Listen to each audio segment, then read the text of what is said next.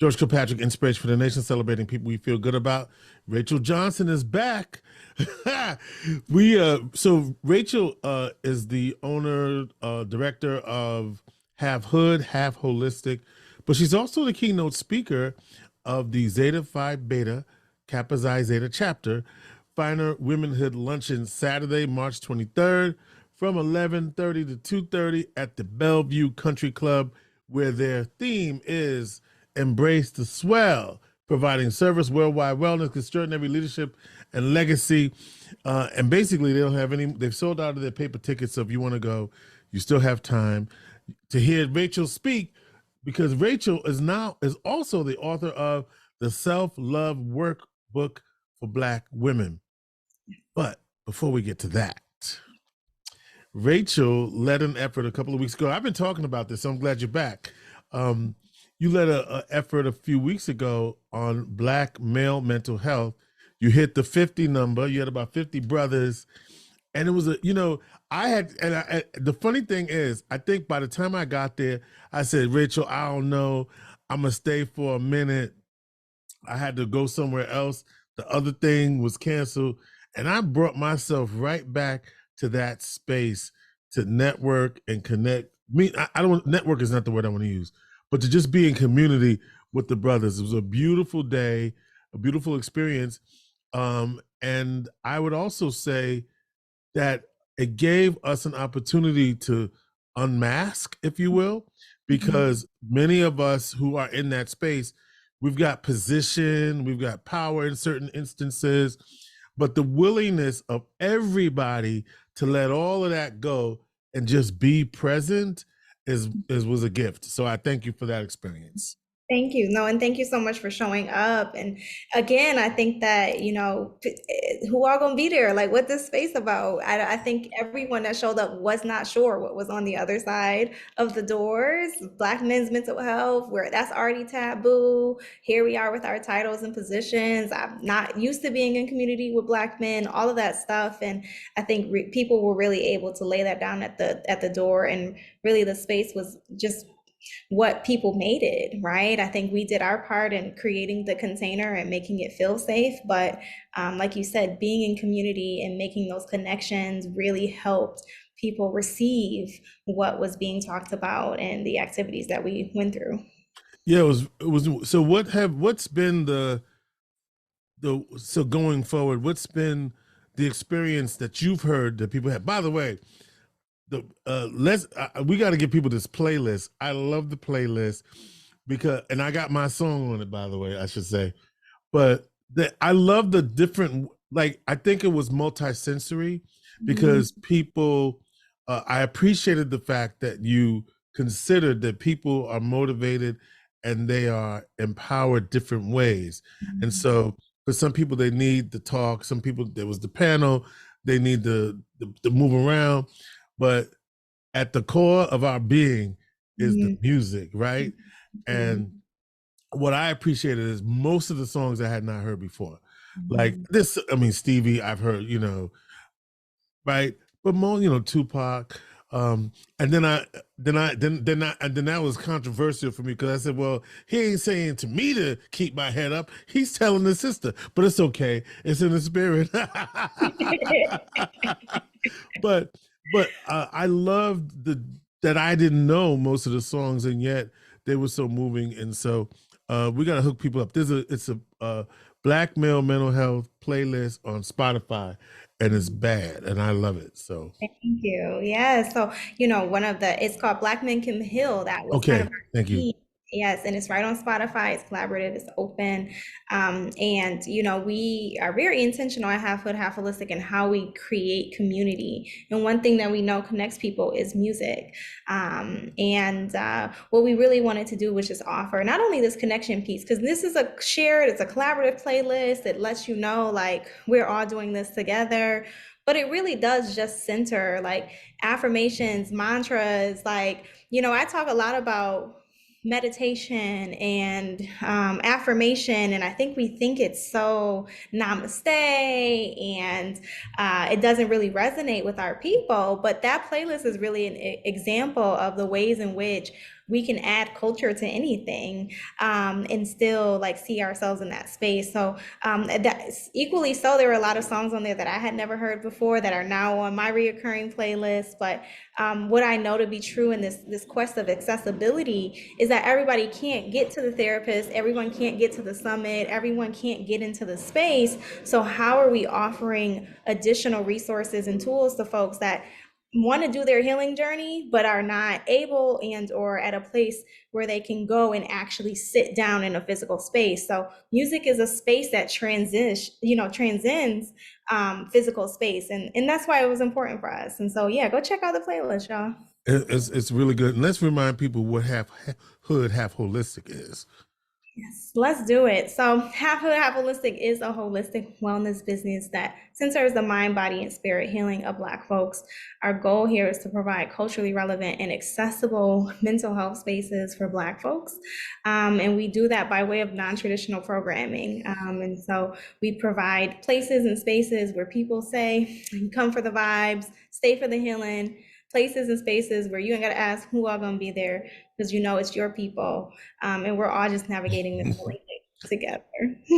and it's so steeped in cultural relevancy, if you will. I guess that's I don't know if that's the right word, but it basically, well, the name alone, and I've said this to you before, is if I got to tell you, then you don't really even, then it ain't about you. That's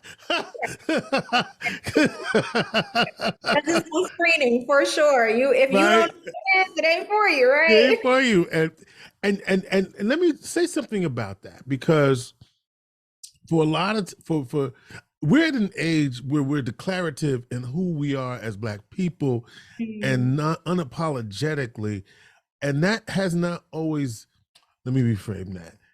To do that is a beautiful thing.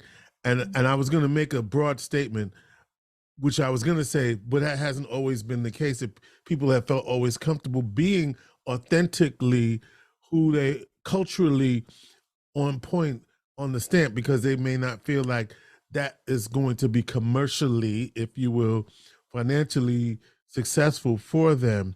So can you speak to the decision to say, this is what I am, these are my folk, and this is what they need? Absolutely. I think it takes a little bit of, and this is what I'll talk about in my speech, it takes a little bit of, or a lot of bit of audacity to do that, right? And it doesn't mean that it comes without resistance, but for me, it is not actually around screening people and letting people know, if you ain't got to be here, it's not a space for you, but it is an intentional act to say this space is for you, right? That it is this intentional effort to call out, to center, to emphasize, to uplift Black folks in this healing journey, the people that understand what it means to be half hood, half holistic, and to do that in a way that people are unlocking pathways that they've never seen before, right? A space like Half Hood, Half Holistic is very few and far between in its existence. And that comes with its own resistance, but we got that, right? One thing Black people have known how to navigate for years is resistance, so we ain't worried about that.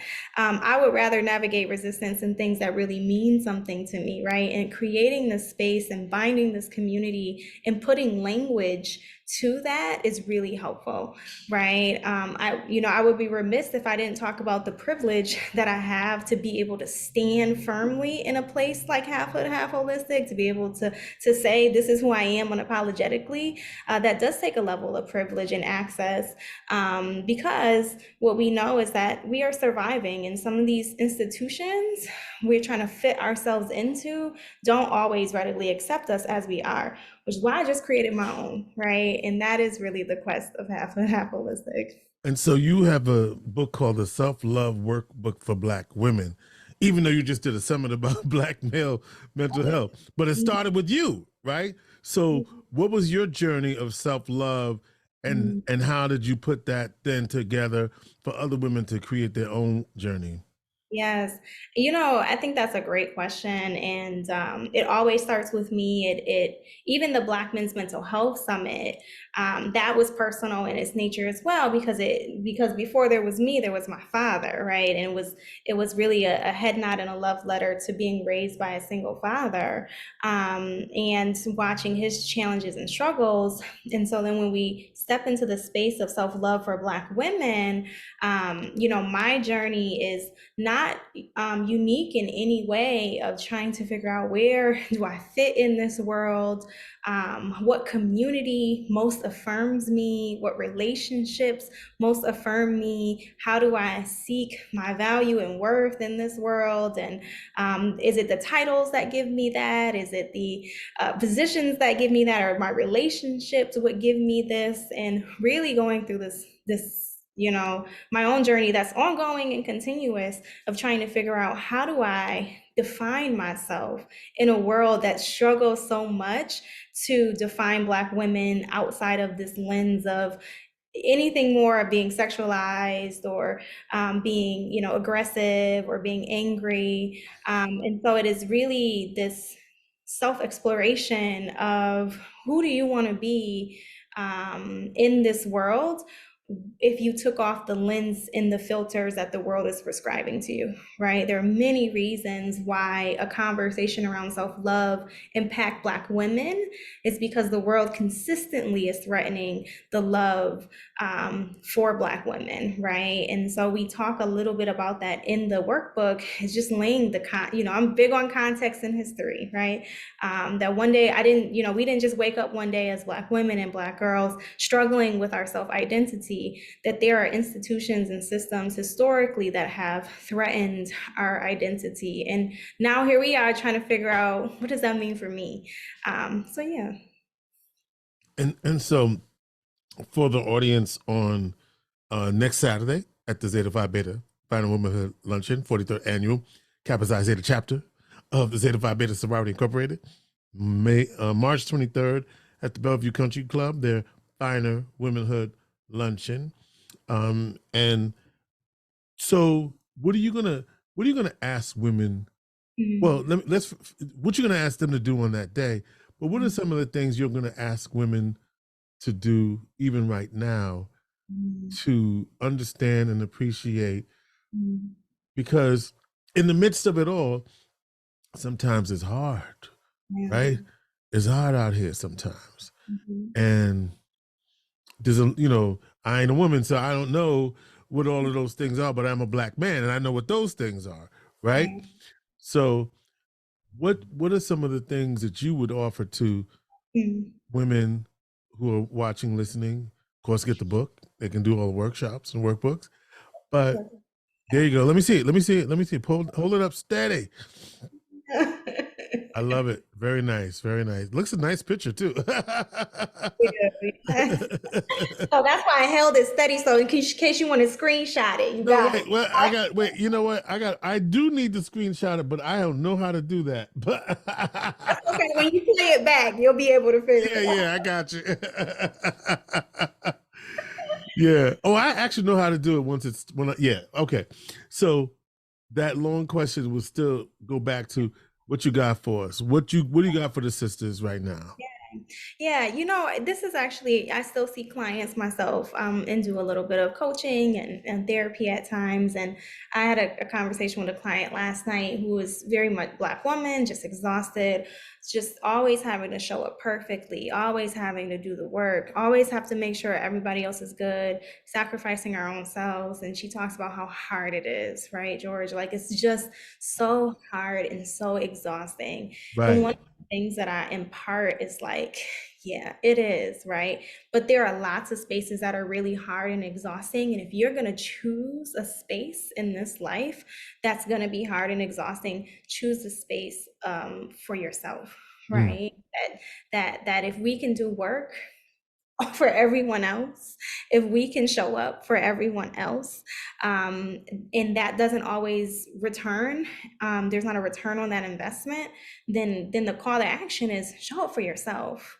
show up for yourself, because it is going to be hard and it is going to be exhausting. So let's do the work for ourselves, right? Because I can guarantee that that return is going to come, and it's going to come tenfold. And so, I resonate with that. I think that one thing I would love to do is tell everybody that this healing journey is all namaste. I would love to tell you that this healing journey is so easy, and it's easy to find community, and it's easy to love yourself. But if the truth is, if if it was easy, then everyone would be doing it, right? And we wouldn't need therapy anymore, because we would all be healed and namaste. But it's not, right? It's not easy. I would love for it to be easy, but it's definitely worth it. And so it's start, and it can start small. Sometimes those changes are just those daily habits. Who do you want to be? And work backwards from there. But know that it's hard and it's exhausting, but my encouragement is to lean into that process, I have a friend because who, you're gonna be exhausted anyways. yeah, and I have a friend who cannot give herself the space, can't do it. Mhm. I just, they pulling at me, and I keep telling her, I said, I said, you got to make me a commitment. You're gonna take. I just need you to take 2 hours for yourself. You're not answering the phone. I need you to take 2 hours. Now she may not think she has 2 hours, an Mhm. hour, but you have to take where you not responding to nobody. Okay, and maybe you can't do that for 2 hours. Maybe you got to do it for 30 minutes. Whatever, do that, because what I love what you just said was about making sure that with all that you're doing for everybody else, you give yourself that same energy. That's it's even as simple as that Yeah. is very powerful, right? Yes. Because I'm so used to giving, giving, giving. I'm not even comfortable Yeah. doing for me. Yeah. That's how much it means. Yeah. That's how foreign it is to me. It is. Very much keep that same energy, right? Keep that same energy, sis. Like, keep that same energy. And this is where it gets a little deeper. I think sometimes we don't believe that we're worthy of that Mm, same energy, right? And right. so, and when we get to that point where we find ourselves making up excuses as to why we can't, that's when I need you to go sit down with somebody, sis. Right? And That's when I talk to need me. y'all to go Right. and work that out, because there's something deeper there. And that's okay, right? Please know that by no means are you alone in that process. But know that you're worthy, right? Know that you deserve that, and know that your worth and value doesn't come by way of what you can do for others, because I'm a person of faith. God already gave us our worth and value. We don't have to work for that. Yeah. You got a little grounding something for us before we go? Grounding something. Ooh, I feel you, like I'm on the spot. I normally be having them, you pulled got up. a little something for us? Give me a little something. Count to 10, something. Give me a little something to work with, Rachel. Oh my goodness. Well, definitely come, to the space of the dinner. I'll lead everyone through probably a meditation. But for me, I just think that it's the thing that I want everyone to maybe walk away with is, what does it look like to choose me today? Right? Mm, So, like, make it small, make it daily. That's a mm. question that we can be asked at the beginning of every day. What does it look like for me to choose me today? And that could be, I'm gonna just sit and have a glass of tea. It could say, what I'm saying, it could be like, okay, I'm gonna actually sit down and eat lunch today. But what is one thing that you can do? What does it look like for me to choose me today? Start there, and see where you get stuck. All right. Rachel Johnson is the keynote speaker for the Zeta Vibe Beta Kappa Xi Zeta chapter. Their Final Womanhood Luncheon is Saturday, March 23rd, 11:30 at the Bellevue Country Club. Go to their website where you can buy tickets and support the work that they're doing. Their theme is Embrace the Swell. And Rachel, congrats. By the way, you winning. You the keynote speaker. All right. So you winning right now. Thank you. Congratulations. And keep up the good work, and thank you for shining a light on our mental health, both men and women, but especially Black men and Black women. All right. Inspiration for the nation.